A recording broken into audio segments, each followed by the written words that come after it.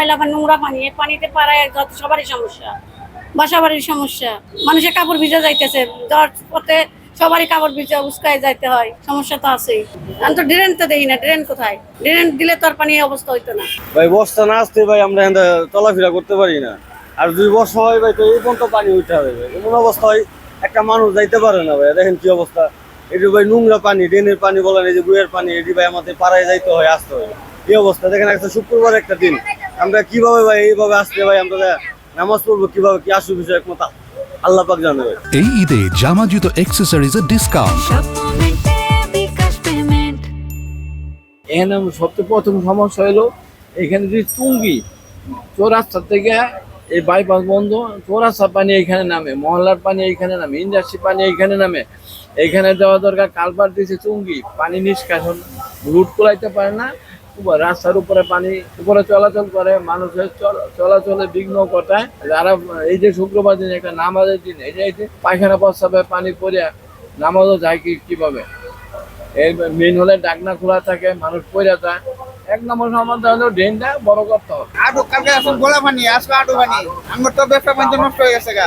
আমরা কি করবো? 1 ঘন্টা 2 ঘন্টা লাগে যাইতে, আমরা অসুবিধা না, এটা আমরা যেভাবে ব্যবস্থা করেন আমরা যাইতে না।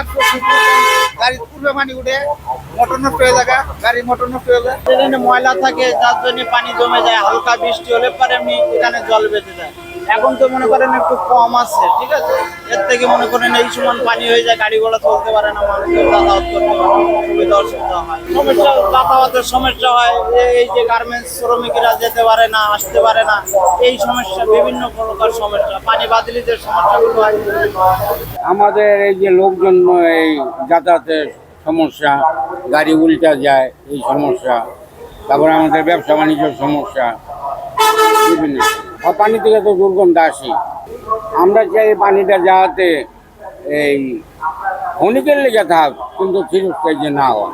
কালকে থেকে পানি নিষ্কাশনের একটা প্রধান চ্যানেল মুগর খাল, আপনারা দেখছেন যে এটা হয়তো দীর্ঘদিনের নানান অব্যবস্থাপনার কারণে নানান জায়গায় সরু হয়ে গেছে, অনেক জায়গায় ভরাট হয়ে গেছে। তো আমরা চেষ্টা করছি যে এই খালটা পুরোপুরি, যদি অ্যাটলিস্ট আমাদের প্রথম ধাপে ইচ্ছা হলো যে পানির চ্যানেলটা চালু করা। 2টা বিষয় এখানে আছে, এখানে অবৈধ দখল আছে। আমার কাছে মনে হয়েছে এটা হয়তো অ্যাকচুয়ালি মাপযোগ করলে বোঝা যাবে যে কতটুকু দখল হয়েছে বা কতটুকু অবৈধ দখল আছে, কিন্তু আমার কাছে দেখে মনে হয়েছে যে কোথাও কোথাও অবৈধ দখল আছে। তো এখন দখল উদ্ধারে নামলে আমার পানি নিষ্কাশনটা কিন্তু এখন মানে জটিল হয়ে যাবে। আমাদের প্রাথমিক উদ্দেশ্য হলো যে পানির চ্যানেলটাকে ওপেন করে দিয়ে পানিটা যাতে দ্রুত নেমে যায়। আপনারা জানেন যে একটু বৃষ্টি হলে সবচেয়ে বড় সমস্যাটা হয় গাজীপুর চৌরাস্তা এবং বুগড়া এলাকায় প্রচুর পানি জমে যায়, এবং এর ফলে নানান ধরনের ভোগান্তির সৃষ্টি হয়, যান চলাচলে মারাত্মক রকমের সমস্যার সৃষ্টি হয়। পুলিশ, ট্রাফিক ডিপার্টমেন্ট এই যানজট ক্লিয়ার করতে তাদের হিমশিম খেতে হয়, মানুষ চলতে পারে না। তো আমাদের প্রাথমিক উদ্দেশ্য হলো যে অ্যাটলিস্ট বৃষ্টি হওয়ার পরে যে পানিটা জমবে এটা যাতে দ্রুততম সময়ের মধ্যে নেমে যেতে পারে। তো এইটা